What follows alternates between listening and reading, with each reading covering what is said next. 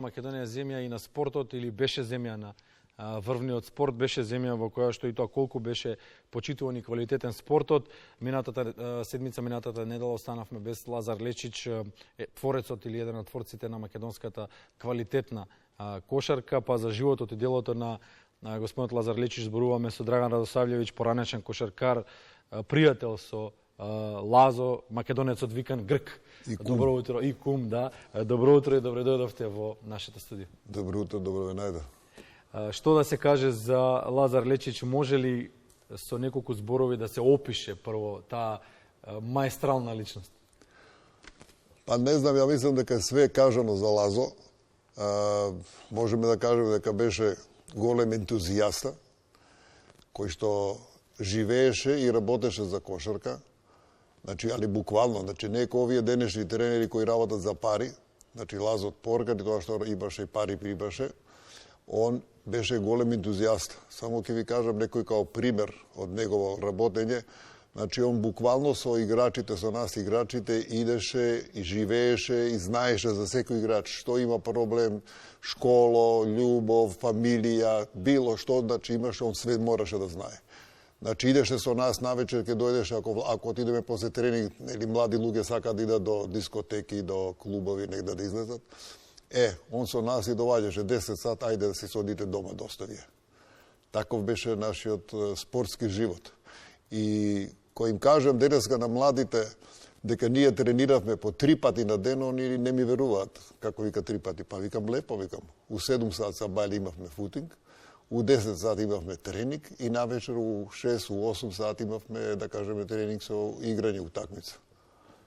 Тоа беше начинот на кој што живеевме ние у тоа време. Лазо ја основа, уствари ја зачна кошарката у Македонија у 60-тите, уште во 60-тите години.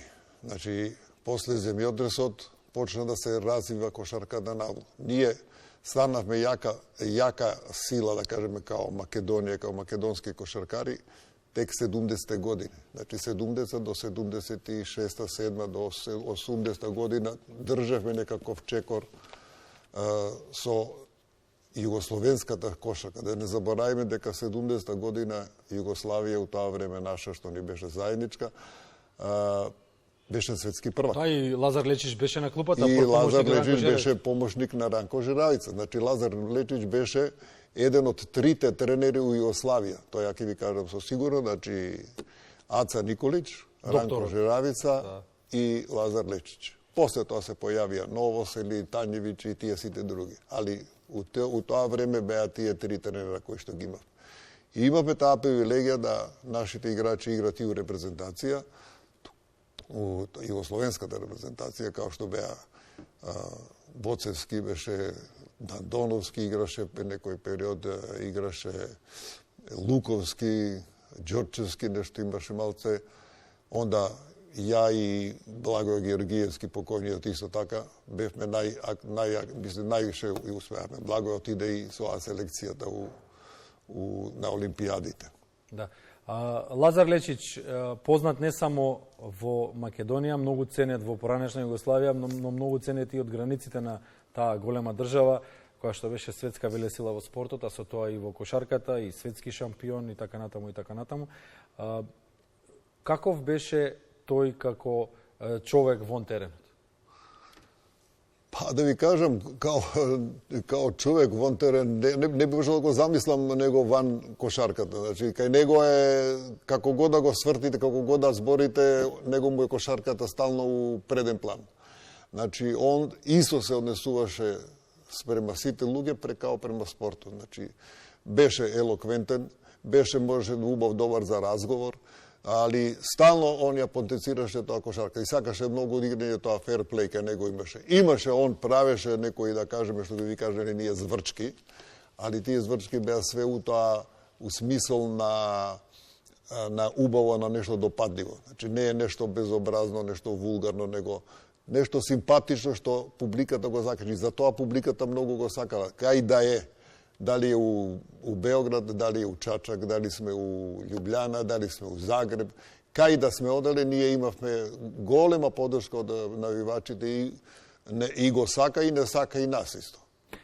Не им било лесно на екипите во однос на неговото кошаркарско знаење и умење. Она што го следиме сега во позадина се моменти од Вардар филм, филмот Шестиот играч, тоа се емотивните моменти на Лазар Лечич на клупата.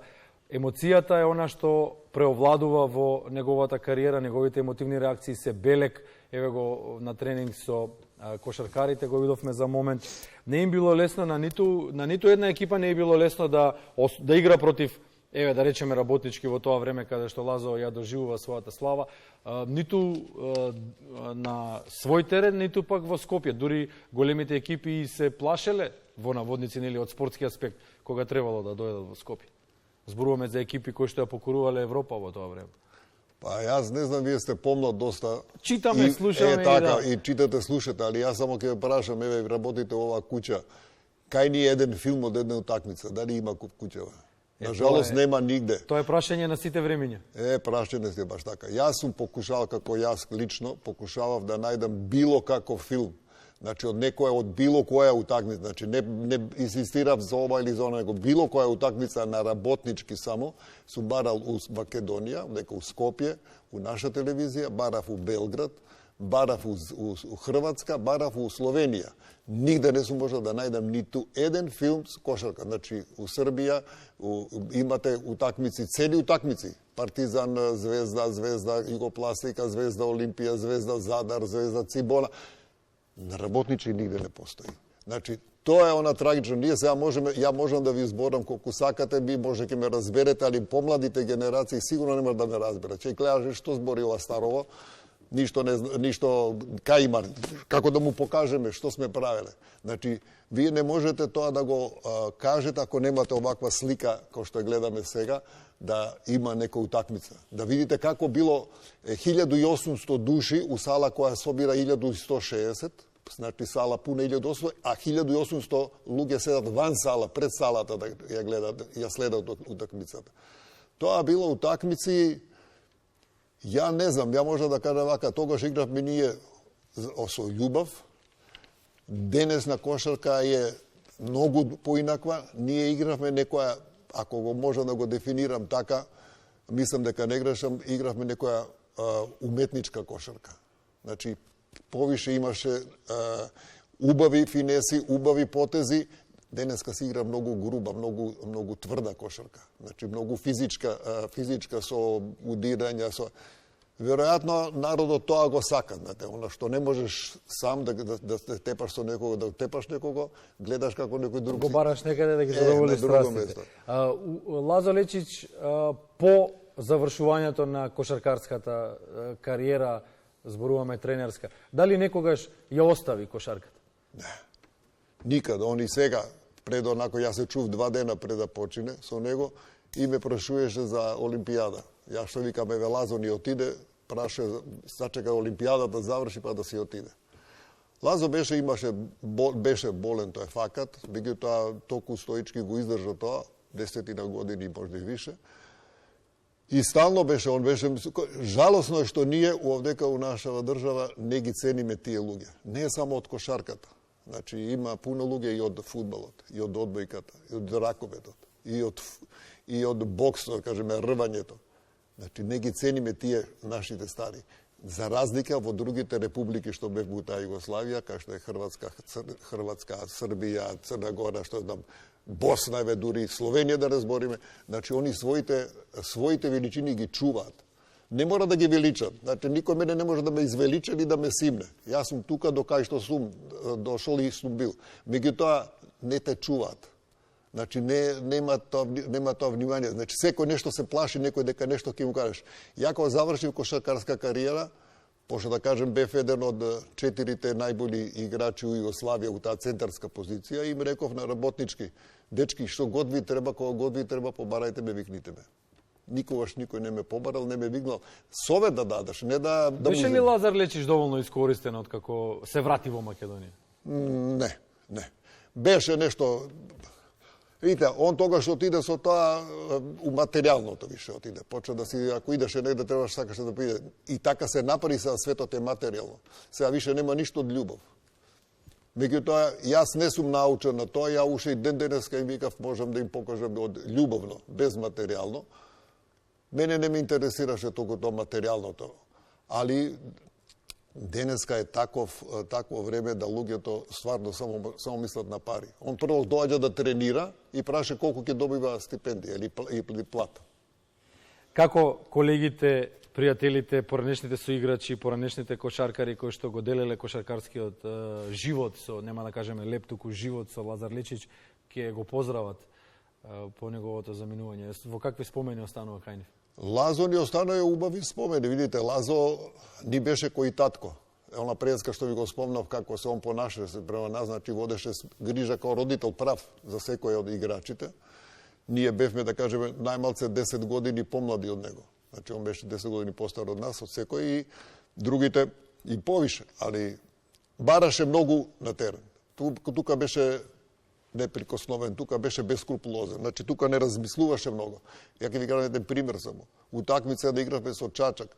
У прво полувреме со тој Чачак играме, јас 2 коша давам.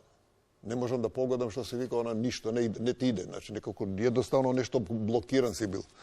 И на полувреме Лазо доаѓа, таков шамар ми залепи, ја не се ни надев, ја облакав тренерката, он шамар, ја на него, он на мене, така некако не смири, ја реков, завршена приказката, више отидовме, чао, сега готово, више нема кој, како ќе се тепар со тренерот и са почне второ полувреме, он ме става у прва постава.